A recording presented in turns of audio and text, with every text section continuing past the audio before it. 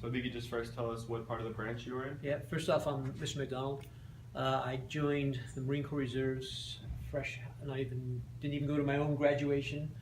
Went straight to boot camp, Parris Island. After that, I went into university for a year. Then the following summer, ITS, trained infantry.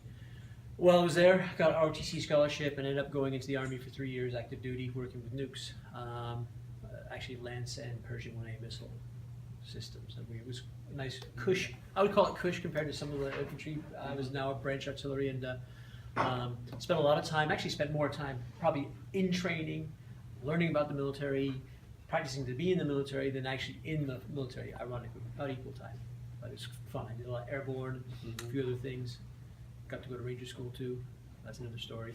So as you may know, like a lot of football people, like coaches, players, announcers, like to use like war terms, like blitz, bomb, red zone. We're just trying to see how you like think about that, how you feel about that, using like warlike terms.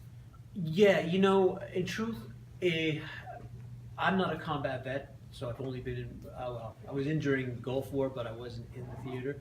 But my feeling about it is I'm not the least bit bothered by it. A lot of these terms actually, they're not sinister to me. Bomb and blitz, they're kind of, they're not tied to any particular conflict.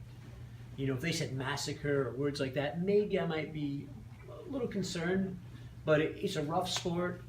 It's military in how it operates. We've got this sort of, it's the strategic and tactical aspects of it. You've got various types of lines and teams and so on, special teams, special purposes. So it doesn't bother me in the least, but I can see maybe if you were let's say, have the potential to be triggered, perhaps. But I think 99% of the country, the vast majority of people, soldier or service member or non-service member, doesn't even think about it.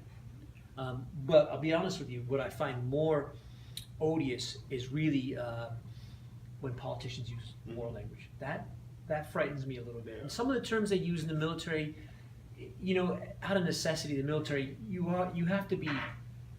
You have to depersonalize, in fact, even dehumanize the enemy. I mean, you're not going there to give them a shave and a haircut. You're there to kill them, and you've got to be good at it. And there is a consequence, obviously. Not that I've experienced it firsthand, but I just know that there's a consequence to killing things that will stick with you. But you have to disassociate yourself. When you go through the training, you are brainwashed I like to think in a positive way. Other people beg to differ, and you got to get in that mindset. So it's there. When politicians play with that language, when the war language, and they get, it seems a little gruesome to me. I think it's slightly unseemly for a politician to use that language myself. But military people, sport, and the way, I guess, like I say, for the NFL and other teams, hockey, whatever, maybe lacrosse, I don't know who else uses terms as explicit as. You could argue war, but to me they're generic. Okay. Take no offense whatsoever. Okay. It suits the climate. It suits the ethos. Yeah. Well, thank you. We appreciate your time. You got it. Thanks for being a good person. Of course.